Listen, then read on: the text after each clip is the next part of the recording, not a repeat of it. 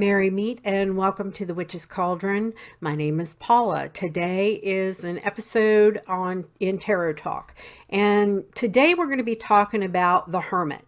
The Hermit is the next card in the Major Arcana that comes along. It is the number 9 key. So for those of you that are new to my channel and tuning in to a tarot talk for the first time, what I like to do is to do some of the symbology, explain upright, very broad, upright and reversed meanings for the card, and then to delve deeper into some common meanings in areas that pop up in readings and in various layouts, like, love, romance, family relationships, your career, your finances, things like that. And then to give you some overarching, esoteric and mundane kind of, guidance. And then what I call is, kind of like stuff the universe wants you to know. Okay. So what I'm going to do is pop the Hermit card up right here. And if you look at the Hermit, you see an old man in a cloak with a lantern out in front of him. And the gray robes represent wisdom. Okay, the lantern represents the light of truth. The yellow staff is associated with intelligence, because you think, in some decks this is called the sage, and so older folks have a little more life knowledge. You hope that they're wise when they reach that age. And then let's see, there are white peaks there with them. And those are, the white is pure thought. Okay. So a lot of the driving force behind this card is contemplation, reflection, introspection, and the need for alone time. This is like a time of what I call like self-care. You need to just put the brakes on, pump the brakes, and really take a hard look at things. In the reversed position, it can mean isolation and withdrawal, and to the extreme of the need of, having some alone time and self-care. This is like completely withdrawing, completely shutting down, completely, kind of flatlining where that's concerned. And it's also often associated with loneliness. This card is ruled by Mercury and is affiliated with the zodiac sign of Virgo. This card is telling you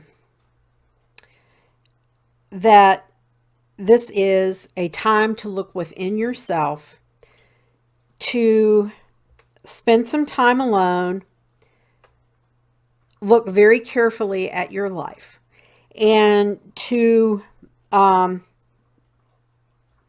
it may be a time where you've been like almost in a battle of wills with somebody. This is kind of like a time where you need to kind of like fall back and just take a fresh look at things. It's all about introspection, inner wisdom, things of that nature. So to get more into the Hermit, because some of these cards have very, specific timing and associations and correspondences and such. Like you saw with the Strength card, it's very heavily affiliated with the sun sign of Leo, etc. So in a reading, Major Arcana cards always trump suit cards. Okay. So if you pull a Major Arcana and then you pull suit cards that end up being modifiers, then that major arcana is always the driving force. Okay. And that's where your intuition takes you. I mean, tarot cards, tarot reading isn't just learning the meanings of the card. It's kind of like you've got to have an intuitive feel for what the cards are trying to tell you. Okay. So since this is the number 9 card, if you have more than one 9 or several 9s to, well, you know, a few 9s, that means that things are coming to an end or nearing completion. So if there was something, you know, going on, like at work, relationship, situation, things like that, that's coming to an end, and then a new thing is waiting for you once this ends and shuts down. So in the major focus of this card is seeking and finding, looking for the truth, problem solving, the final stages, completion, let's see, a finishing of one part of your life, and then the dawn of a new stage or a dawn of a new era of your life. And this card also often comes up when people who have been gone from your life all of a sudden reappear. Okay. So a lot of the drive behind this in the relationship is the relationship and love area is that you have a previous relationship or love that you want back. And it could be the possibility that, you know, either a relationship that you're in, if you're, you know, attached to someone, that relationship may end and this old flame will come back into the picture. That comes up a lot in readings for this. However,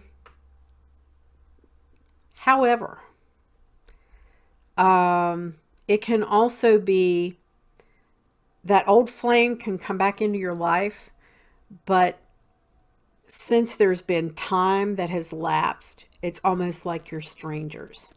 So that ideal that you had of that relationship, that's gone because you guys haven't been together for a long time. So it's almost like starting over again with someone that you know and had a previous relationship with. And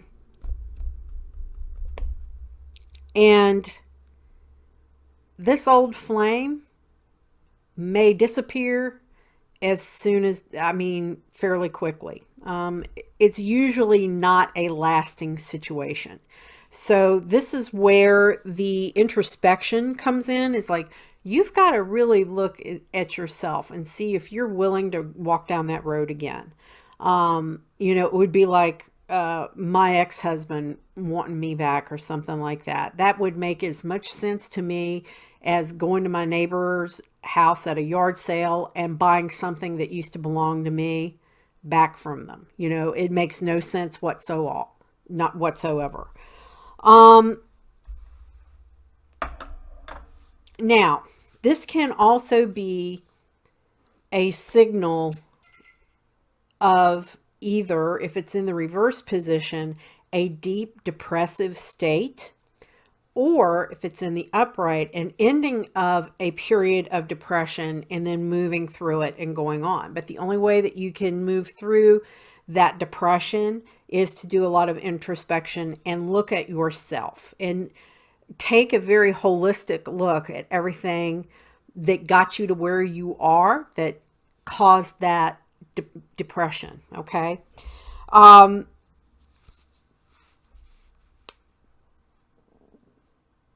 For work and career, in the short run, your productivity is going to increase, and that increase is going to really point out your talents, your wisdom, your creativity to those that you may answer to. Okay. And you'll receive recognition for it, and possibly a financial stipend, like a raise or a bonus, something like that can be attached to that in the work area. As far as your emotional state, this is going to be a tough time. Like I said, this is kind of indicative of where this one is kind of like a short-term depression versus, say, the Ten of Swords is hitting rock bottom. Okay. This one is depression, but not where you are just completely laid out flat. Okay. Because this is an indicator that it's changing and there's something new coming along that's going to bring that happiness and joy back into your life. Okay.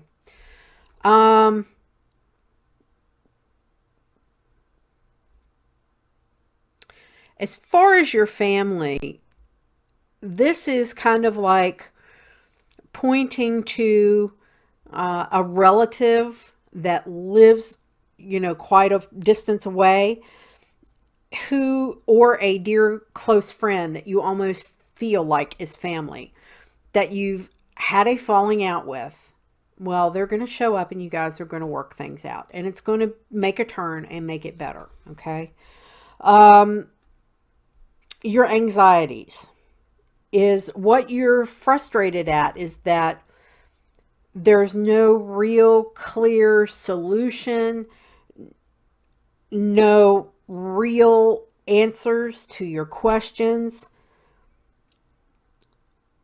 Or if somebody is giving you advice, you went to someone, to ask advice, or, if you've got a couple of people in your life, like, I do, that will give you unsolicited advice, you don't want to hear it. So that's also can be a source of anxiety in your life, is to have that friction going with someone.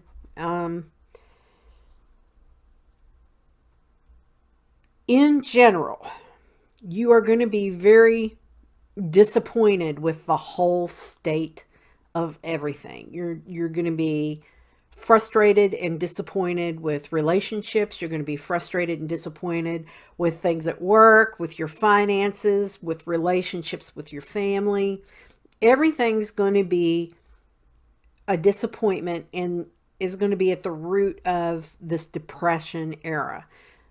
But like I said, it can make a turn for the better. The only time it doesn't is when it's in the reverse position, and then it's a lot deeper than just, it's turning. Okay.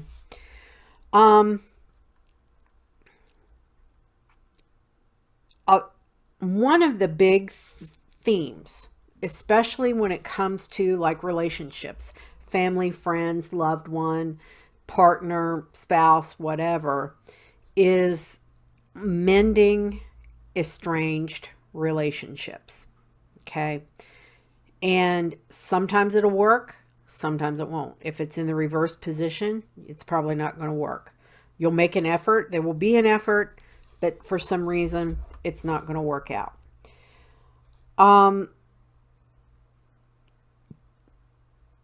Luck will be with you in reaching an eventual positive solution to things. Okay. Now, special guidance from this card, or, crap the universe wants you to know, in the mundane, is that in the long run, you will attain something that you're seeking. Okay. And in the esoteric realm,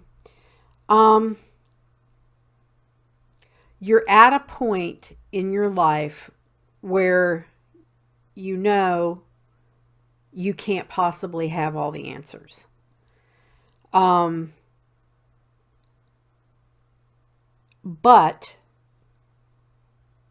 you don't like that fact because you want to have everything laid out. If you know anything about, I said this was affiliated with the zodiac sign of Virgo. If you know any Virgos in your life, they are planners. They are, if you want your life organized, hand over all your stuff to a Virgo and just let them run amok. And they will have you so organized and, together and everything like that. So, you can be the idea man, and then a Virgo, like, that's the best person to hand it off to because they'll get it done.